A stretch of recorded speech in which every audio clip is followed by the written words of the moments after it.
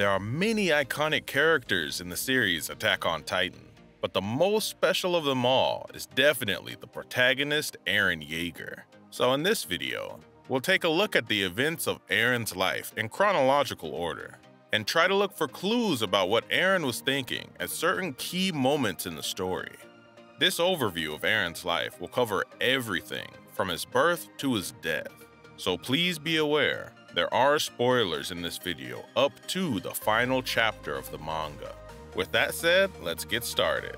The birth of Eren. Eren was born in the year 835 to a doctor, Grisha Yeager, and his wife, who used to be a waitress, Carla Yeager. In the final chapter, we see Grisha say, "Eren, you are free," when he holds Eren for the first time. For a long time, people thought that this was meant to be the final line of the final chapter, and the meaning behind it can be interpreted in many ways.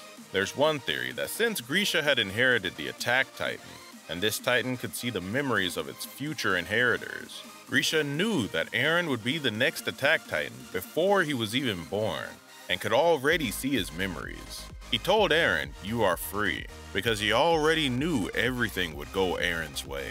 Another theory is that all his earlier plans failed because his other son, Zeke, who was Eren's older half-brother, was indoctrinated from an early age by his father and raised strictly with no freedom. Grisha didn't want to repeat the same mistake he made earlier, so he decided that unlike Zeke, Eren would be free. There are other ways to look at this scene too. So, let us know down in the comments if you saw this any differently. Eren transforming into a Titan. When Eren was only 10 years old, the colossal Titan appeared. The wall to his hometown of Shiganshina was destroyed, and his mother was eaten by a Titan. This is what motivated Eren to dedicate his entire life to exterminating all the Titans in the world. As soon as he was able to, he enlisted in the 104th class of cadets. Right after he graduated from the cadets, humanity was attacked by the colossal Titan again. This led to Eren awakening the Titan power that had been given to him by his father, Grisha, and he was able to contribute to humanity's first victory against the Titans. After that, Eren joined the Scouts, where he'd learn more about his power as a Titan, and participate in expeditions outside the walls as a member of Levi's squad. Eren was the only one who could do anything to stop Bertolt and Reiner's invasion, because they were both also heirs to one of the 9 Titans. So he was a necessary weapon for the survival of humanity. During the final operation to retake Wall Maria, in Volume 18, Chapter 73, the Scouts won against Zeke and the others, and were successfully able to recapture Shiganshina. In his father's basement, Eren learned that humans existed outside of the walls too. From his childhood up until they finally recaptured Wall Maria, Eren was always doing everything he could to kill all the Titans, but he had no idea why he was able to become one of them, awakening the abilities of his Titans. In Volume 22, Chapter 90, when Eren was receiving an award for retaking Wall Maria, everything about his life would change completely. The moment he knelt down and kissed Queen Historia's hand, Eren awakened the powers of the founding Titan, and he was able to see his own future through the memories of his father, Grisha. In these fragmented memories, Eren destroyed the world with his powers by starting the rumbling. He saw a future where everyone in the world was united against him. I'm sure you can imagine how hopeless Eren probably felt after seeing that. It's easy enough to see from the expression on his face after that happened. In Volume 32, Chapter 130, we see more details about the fragments of these future memories, like Mikasa wearing a new version of the 3D maneuver gear, and the faces of Zeke and Falco, who he hadn't even met yet. After the award ceremony, Eren went to the ocean for the first time, pointed across it in the direction of Marley, and said, "Those enemies over there, if we kill them all, does that mean we'll be free?" You can tell here, Eren's having doubts whether he should actually start the rumbling, and he doesn't know what he should do anymore, leading up to his decision to end the world. In the manga, after Eren and the others see the ocean, the story skips to the Marley arc. But that's not how events actually took place chronologically, so we're not going to talk about them in the same order they appeared in the manga. Eventually, ships from Marley start to land on Paradis Island, and with the help of people from other countries like Yelena and Onyankopon, Paradis Island's technology catches up to the rest of the world in no time. Still, there wasn't a lot of time left before the world would launch an all-out attack on Paradis Island. They wanted to communicate to the world through Hizuru, the only allied nation of Paradis Island, but they refused to accept that role. This is when Eren starts to believe there's no way to protect Paradis Island, and he starts to become distant to his friends. Somewhere around this time chronologically, we see the only time where Eren says how he truly feels, in Volume 27, Chapter 108, in the scene where his friends were building railroad tracks. Here, when the conversation changes to talking about who should inherit Eren's powers, he says, "I don't plan on handing it down to any of you, because you're important to me, more than anyone else."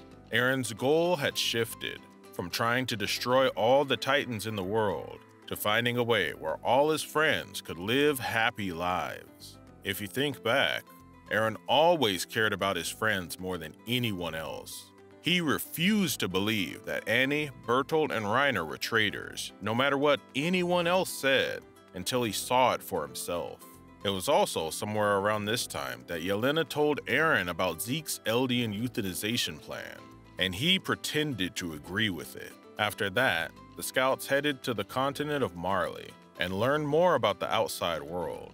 This is when Eren decided that he'd eventually start the rumbling.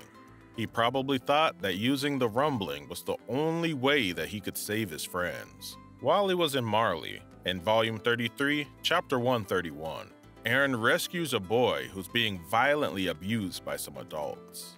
At this time, Eren had already seen the future where the rumbling would kill this boy, and so he felt so guilty, he apologized to him with tears coming down his face. After that, Eren enjoyed his last night of having fun together with all his friends, and snuck off by himself the next day. Eren believed that he could change the future if Paradis Island was just given the chance to communicate with the outside world, but the world wouldn't give them that chance. Eren must have worried about what to do for several years without being able to talk to anybody about the future he saw at the awards ceremony. The Marley arc. After leaving his friends behind, Eren was able to infiltrate Marley by pretending to be an injured Eldian soldier who had lost his leg. He eventually becomes close friends with a warrior candidate, Falco, and said some interesting things in a conversation with him. He said, "The kind of hell seen by people who push themselves into it is something else. They also see something beyond that hell. Maybe it's hope, maybe it's yet another hell. I don't know which it is. The only people who do know are the ones who keep moving forward." Now that we've seen the whole series, we can see that the hell Eren's talking about here was the rumbling, and what lies beyond hell is the world after Eren's death. In Volume 34, there's a brief period where the world is peaceful due to the efforts of Armin and the others. But eventually, it turns out another hell awaited Paradis Island, because war would break out again. It's sad to think that after all that, there still was no hope for the future. Going back to the Marley arc, we think Eren had two reasons to hide in Marley. The first was to kill Marleyan officials, to buy time before the world would launch an all-out assault on Paradis Island. Eren turned into a Titan during Willy Tybur's speech, and went straight for the higher-ups after killing him. Armin, who came to rescue Eren, also crushed Marley's battleships with the power of the Colossal Titan. Before activating the rumbling, it was important to weaken the forces that were planning on attacking them. The second reason Eren had was to make contact with his half-brother Zeke and bring him back to Paradis Island. In order for Eren to use the power of the Founding Titan, he'd have to make contact with Zeke, who had royal blood.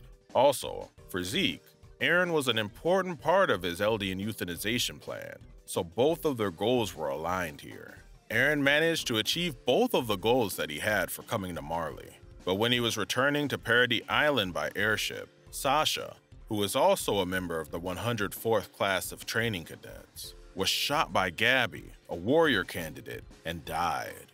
When Eren heard about Sasha's death, he did look sad, but then he laughed. When we first see this scene, Eren seems crazy, but don't forget when Hannes, someone Eren's known since his childhood, was eaten by a titan in front of him. Eren laughed even while the tears were streaming down his face. He was probably laughing at how helpless he was in this situation too. Or maybe he keeps his sanity by forcing himself to laugh when painful things happen, so that he can push through them. Starting the rumbling. After he returned to Paradis Island, Eren was put in a dungeon and could no longer make contact with Zeke. But Eren easily escaped from the prison with the power of the Warhammer Titan that he had obtained in Marley, and ended up meeting Mikasa and Armin, where they have their final conversation together. Eren tells Mikasa that he hates her, and beats the crap out of Armin.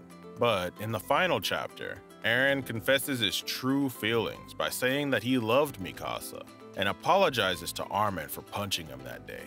The intention behind Eren's words to Mikasa was to try to get her to give up on the feelings she had for him, and live happily with someone else. He probably hit Armin for a similar reason, like so he wouldn't hesitate to kill him after he used the rumbling. Once Eren successfully made contact with Zeke, the Founding Titan's powers took him to the coordinate. It's only here that Eren tells Zeke he won't go along with the Eldian euthanization plan. But at this moment, Zeke's the one in control of the Founding Titan's powers. Zeke uses the Founding Titan to try and change Eren's mind by going with him back in time and looking through their father's memories. However, while they're observing the past, Eren uses his powers as the Attack Titan to manipulate Grisha. When Grisha hesitates to kill the Rice family, Eren convinces him to take the Founding Titan. This was a very important moment and the only reason Eren had the Founding Titan. So this shows that even them going back in time was something that had already been decided by the future. When they come back to the coordinate, Ymir sides with Eren, and he gains the full powers of the Founding Titan. One of the powers of the Founding Titan is to control all the Mindless Titans at any point in the past, present, or future. Eren said he interfered in the past with the power of the Founding Titan in Volume 34, Chapter 139. He made Dyna's Titan ignore Bertolt, the heir to the Colossal Titan, and ended up sending her to where his mother, Carla, was, which means that what happened to his mother was his own doing. This moment, where he had to choose to kill his own mother, might have been the most painful decision he's ever had to make. Then Eren started the rumbling, unleashing the millions of colossal titans in the walls. He sent a message to all subjects of Ymir, saying that the wall titans will trample all the earth outside of this island. He did this in order to make himself the villain, directing all of the world's hate from Paradis Island to just himself.